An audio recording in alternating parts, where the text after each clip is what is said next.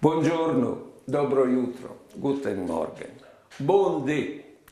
Luisa e jelade a chiatavne so a mia che era malade in un paese de nostre montagne e era lì che chiacchierava con me e di un certo punto ha sentito che gli campani del paese suonavano. C'è Isal, io le muerte, ha detto la sua mia, un po' a Rom vedranno che nessuno mi voleva bene, no?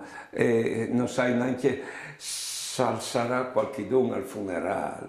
Poi bene, Luisa è restata lì anche un po' di tempo a salutare la sua amica e poi gliela al funerale. Allora, quando mi contava che robe chi a me, io gli ho detto, ma tu che l'omplo, conoscevi, non gli pare insieme, mi ha detto. E brave, gli ho detto, brave sul serio. Ma non sono due figli di Dio, mi ha detto Luisa. Buone giornate e buone vite.